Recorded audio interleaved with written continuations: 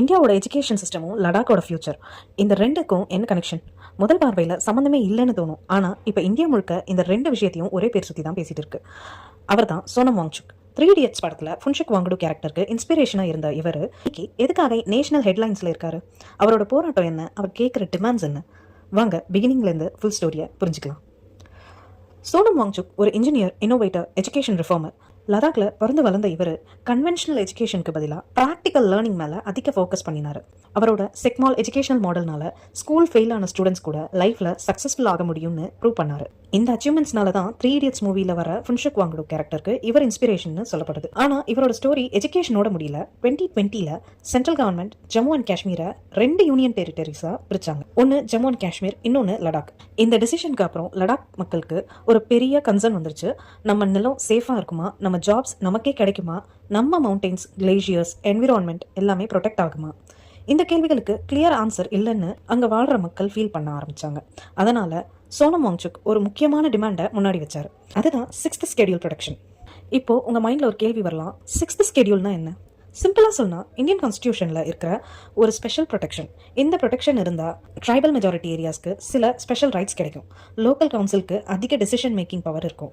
நிலம், forest, natural resources, culture, traditions எல்லாத்தையும் local people protect பண்ண அதிக அதிகாரம் கிடைக்கும். சோனம் வாங்சுக்கோட ஆர்குமெண்ட் என்னன்னா, லடாக் ரொம்ப சென்சிட்டிவ் ஹிமாலயன் ரீஜியன். இங்கே அன்கண்ட்ரோல்டு டெவலப்மெண்ட் நடந்தால் கிளேஷியர்ஸ் மெல்ட் ஆகலாம், வாட்டர் ரிசோர்ஸஸ் அஃபெக்ட் ஆகலாம், லோக்கல் கல்ச்சரும் மாறிடலாம். அதனால டெவலப்மெண்ட் வேணும், ஆனால் சஸ்டைனபிள் டெவலப்மெண்ட் தான் வேணும்னு அவர் சொல்லி வந்தார்.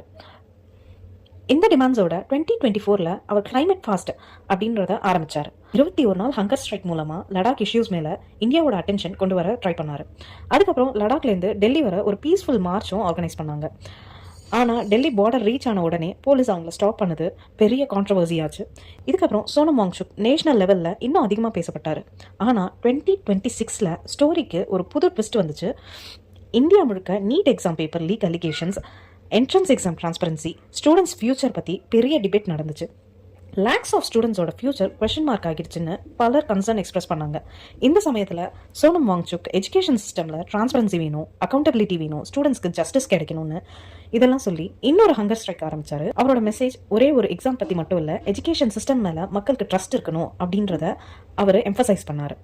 அதே நேரத்தில் லடாக்குக்கு 6th Schedule, statehood, local employment protection, environmental சேஃப்கார்ட்ஸ்னு பல டிமாண்ட்ஸையும் திரும்ப முன்னாடி வச்சார். இதனால தான் இன்னைக்கு சோனம் வாங்சுக்கோட ப்ரொட்டஸ்ட், எஜுகேஷன் இஷ்யூஸும் லடாக் இஷ்யூவும் சேர்ந்து ஒரு நேஷனல் டிஸ்கஷனாக மாறிடுச்சு. பல பேர் அவரோட டிமாண்ட்ஸுக்கு சப்போர்ட் பண்ணுறாங்க. சில பேர் டெவலப்மெண்ட்டும் செக்யூரிட்டி கன்சர்னும் பேலன்ஸ் பண்ண வேண்டியது முக்கியம்னு ஆர்கியூ பண்ணுறாங்க.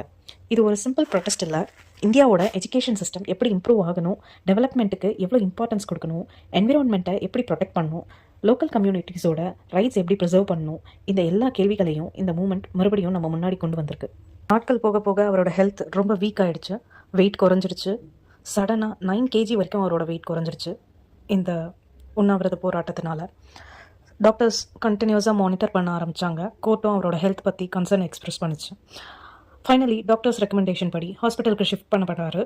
ஆனால் ஹாஸ்பிட்டலில் இருந்தாலும் என் டிமாண்ட்ஸ்க்கு ப்ராப்பர் ரெஸ்பான்ஸ் வர வரைக்கும் என் போராட்டம் முடியாது அப்படின்னு அவரோட ஸ்டாண்ட் கிளியராக இருந்தது.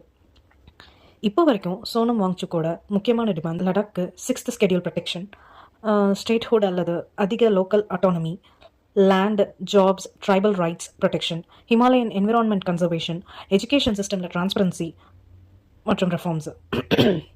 இந்த டிமாண்ட்ஸ் எல்லாம் இன்னும் முழுவதும் ஃபுல்ஃபில் ஆகலை. அதனால் இந்த இஷ்யூ இன்னும் அலைவாக இருக்குது. சோனம் வாங்சுக்கோட போராட்டம் ஒரு மனுஷனோட பர்சனல் ஃபைட் இல்லை, இது லடாக் மக்களோட உரிமைகளுக்கான குரலா இல்லை இந்தியாவோட எஜுகேஷன் சிஸ்டம் மாற்றணும்னு கேட்குற ஒரு மூமெண்ட்டா? அதை டிசைட் பண்ணுறது வரலாறு. நீங்கள் இந்த இஷ்யூ பற்றி என்ன நினைக்கிறீங்க? கமெண்ட்ஸில் உங்கள் ஒப்பீனியனை ரெஸ்பெக்ட்ஃபுல்லாக ஷேர் பண்ணுங்கள். மறக்காமல் வீடியோ பிடிச்சிருந்தா லைக் பண்ணுங்கள், ஷேர் பண்ணுங்கள், நம்ம சேனலை சப்ஸ்கிரைப் பண்ணுங்கள். அடுத்ததாக வேறு ஒரு பதிவோடு உங்களை சந்திக்கிறேன். Until then take care, bye by.